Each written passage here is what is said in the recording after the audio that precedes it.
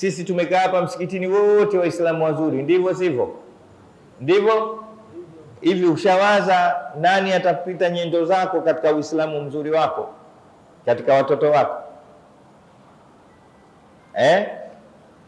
Bahati mbaya hatuna fikra hiyo wala hatuwazi hilo.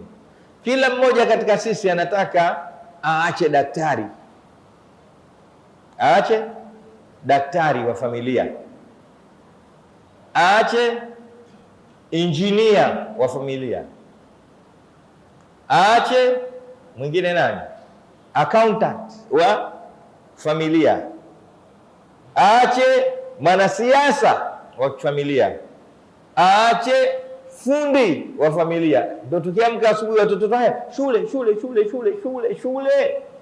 Tunawataka madaktari wa familia zetu. Tena tunaulizana katika familia hii wangapi wana degree? 5. Basi tuongeze hizi, hazitoshi. Katika sisi nani wana master?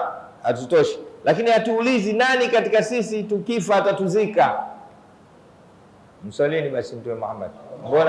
Mbona nikifika hapo mnanuna? Mawaidha ndio yalivyo. Mawaidha sasa na spirit.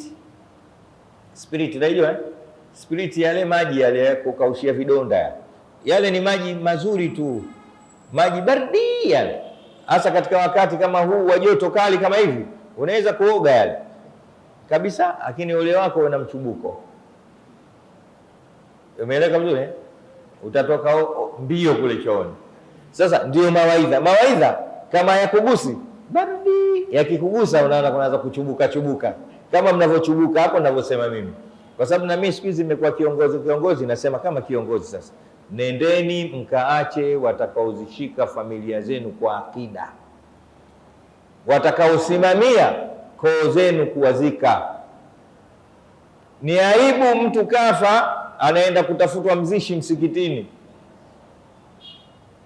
Na siku hizi tangu umeanza utaratibu misikiti yote kuwa na mochwari, ndio kabisa hatuoshi wazee wetu, hatuziki wazee wetu. Hapa lazima niseme kidogo, hata kama muda utakwenda. Tumeelewana? Ndio kila atakayekufa wapi, mambo yote tunamaliza maamuri.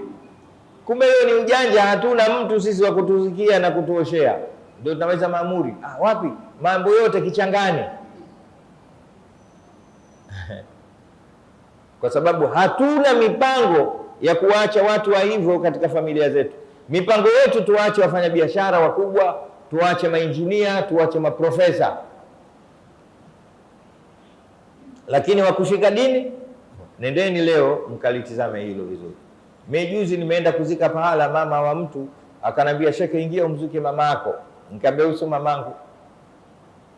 Sio. Huyu mwanamke lazima azikwe na maharimu wake. Ndivyo sheke, sivyo?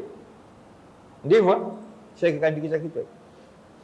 Mkeo usimpe mtu akuzikie. Mama usimpe mtu akuzikie, mzike mwenyewe.